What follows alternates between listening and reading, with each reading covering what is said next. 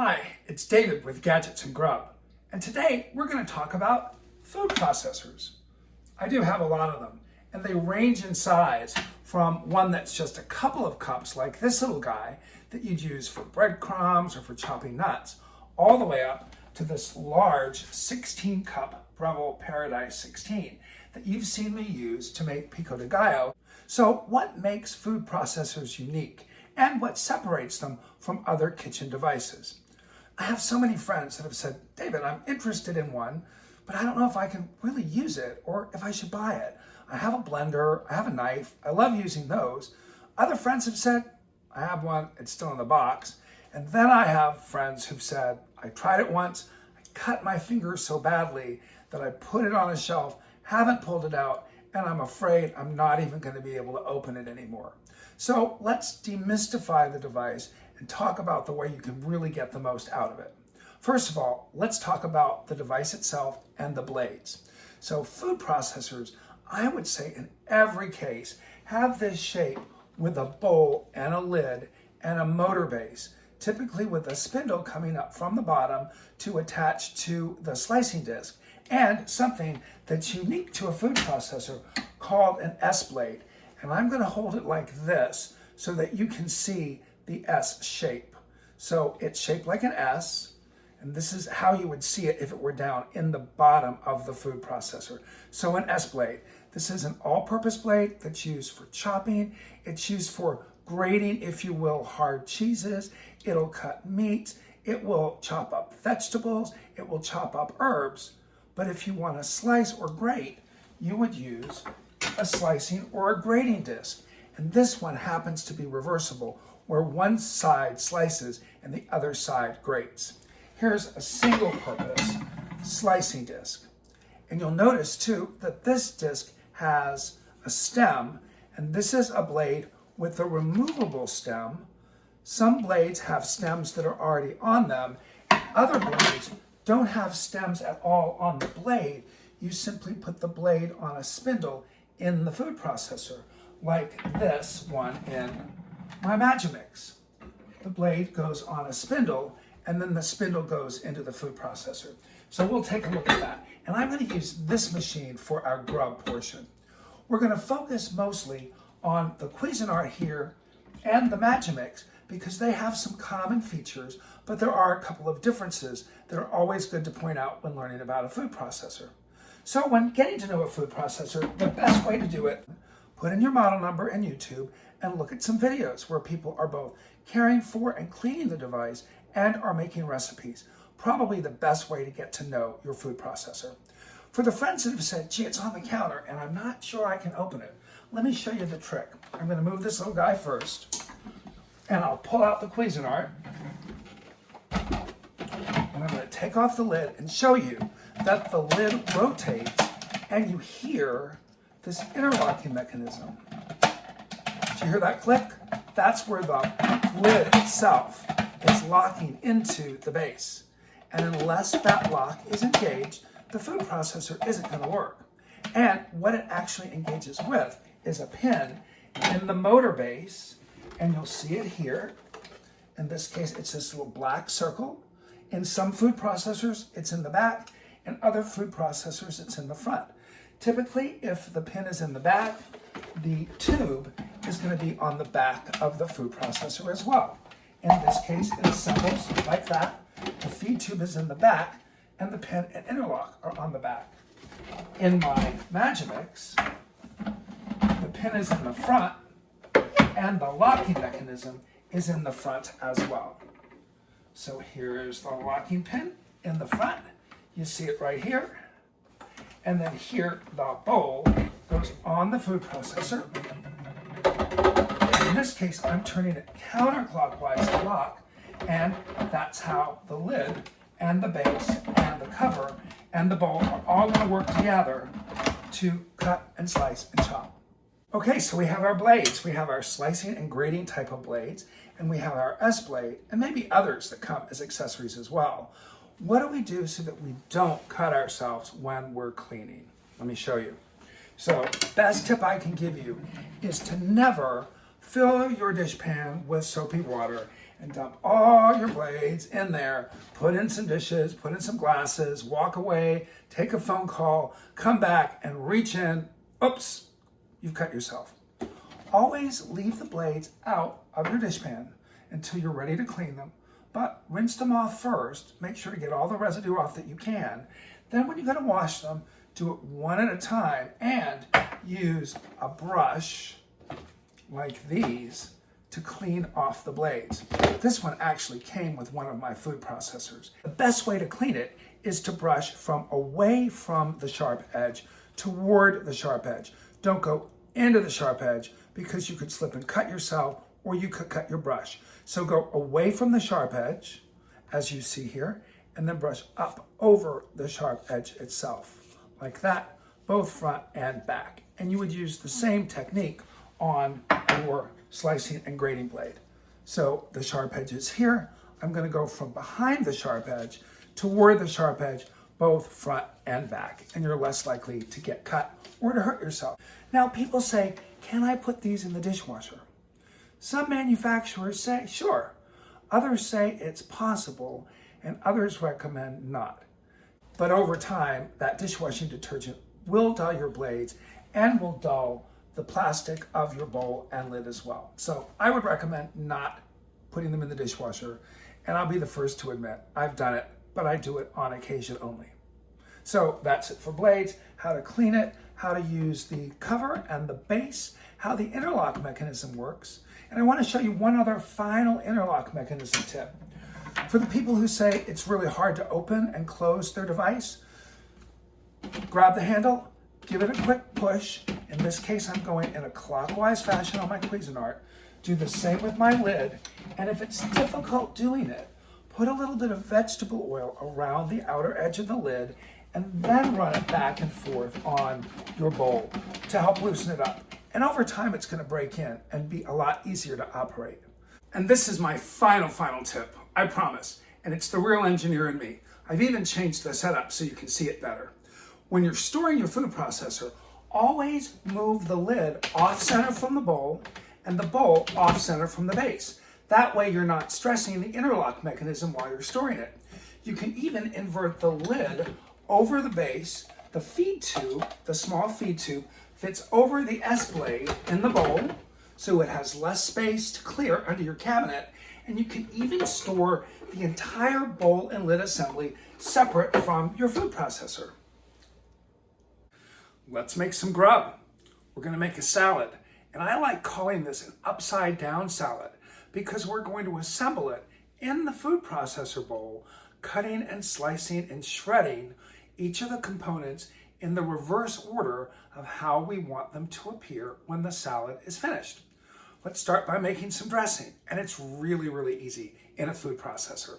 So the trick, or the magic ratio as it were, is to take 3 parts oil, this is extra virgin olive oil, to 1 part acid, and I'm using balsamic vinegar.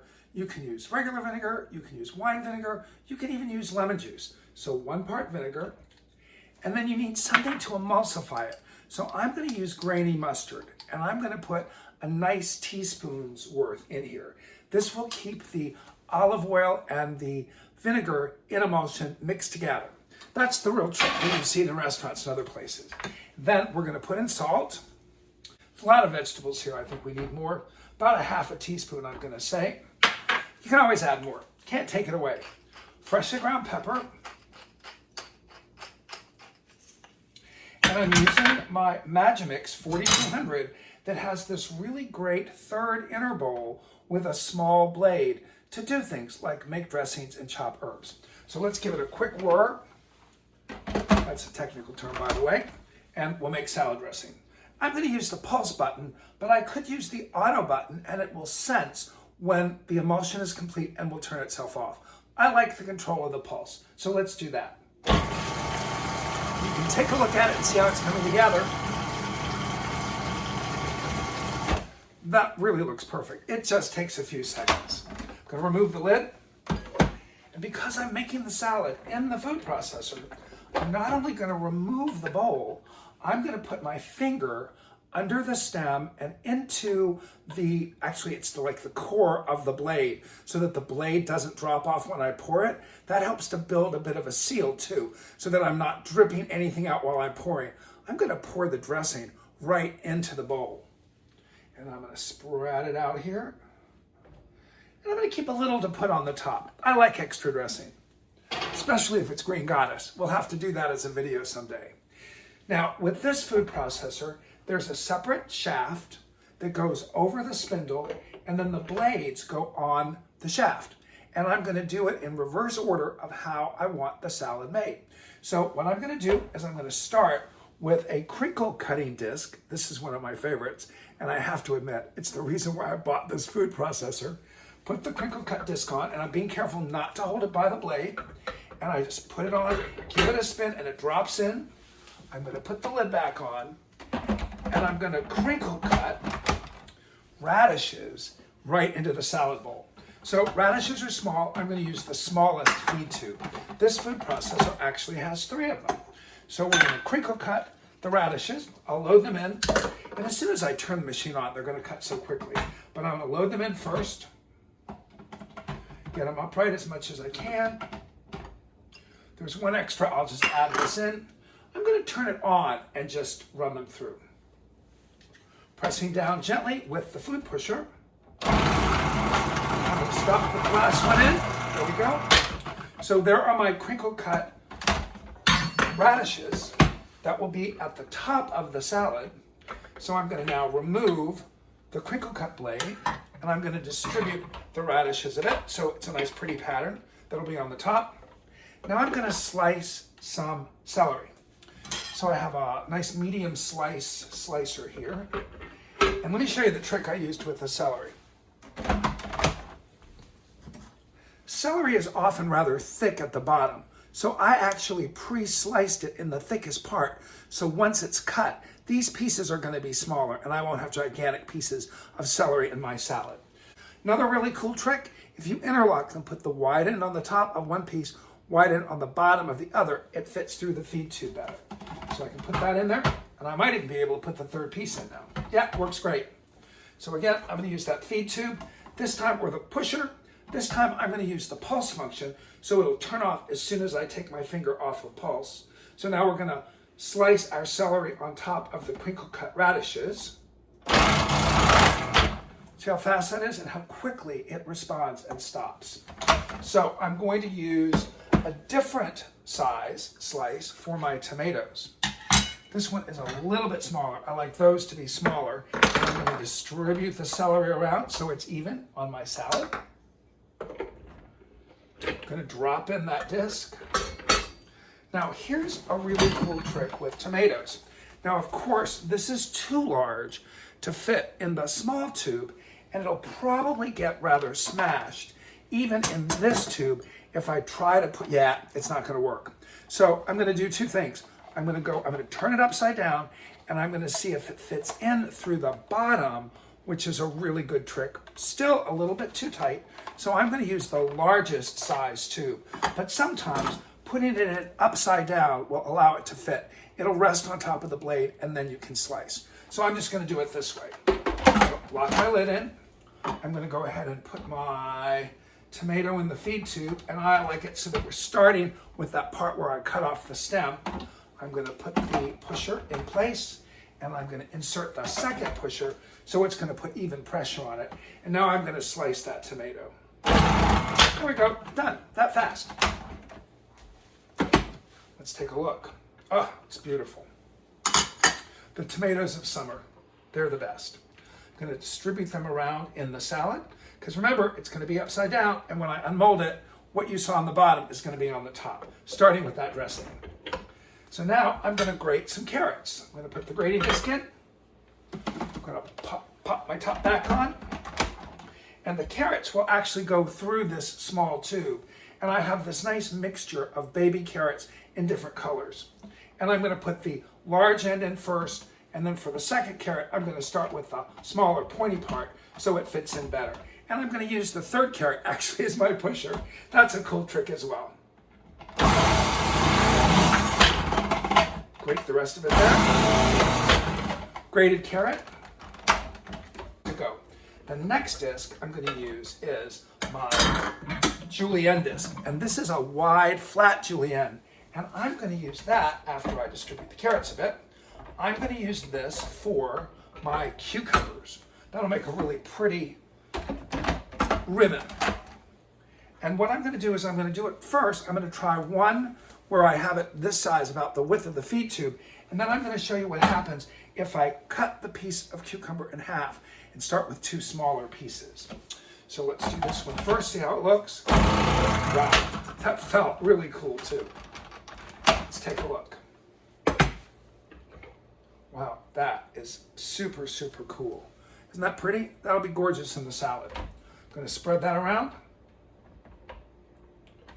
Then I'm going to go ahead and put two smaller pieces in there so I get smaller ribbons or julienne.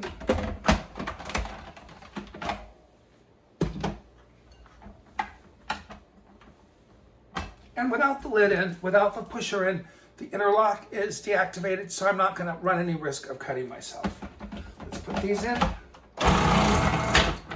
See how that looks?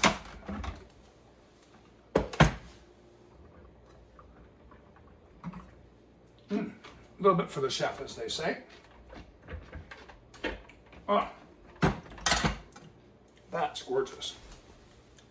Wonderful julienne. Okay, now here's the final trick, and a real treat. That's a thick slice disc I have there. So, we're all a little afraid of leaf lettuce these days, but I bought this from an organic farmer close to where we live, and I not only washed it in a special gadget that's a dishwasher, it not only has a vegetable washing cycle, it has a UV cycle. After I ran it through the vegetable washing cycle, I was really aghast at everything left in the bottom of the machine.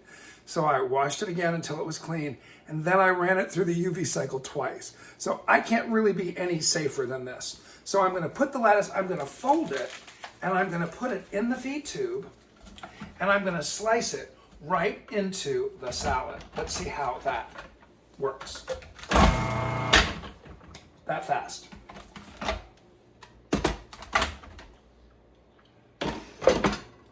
And I'm going to use one of these bowls right here that I have. Look how beautiful that is. This beautiful slice, sort of a chiffonade of lettuce. So I'm going to use one of these as a salad bowl, and here's the trick. And this is why I call it an upside down salad. I'm going to remove the bowl from the food processor. Wow, that's really cool. I'm going to put it upside, I'm going to put the bowl, invert the bowl over the food processor bowl, and I'm going to turn it over. And then I'm going to give it a shake. Give it a little knock to get everything off, and wow. Isn't that beautiful? How does it taste? Let's see. Gosh, these vegetables are so pretty. Look at that lettuce, the tomato, the celery, the carrots. Gosh, I'm gonna fold that over. I could have maybe cut that tomato in half, but hey, this is gonna be a great bite. Salute.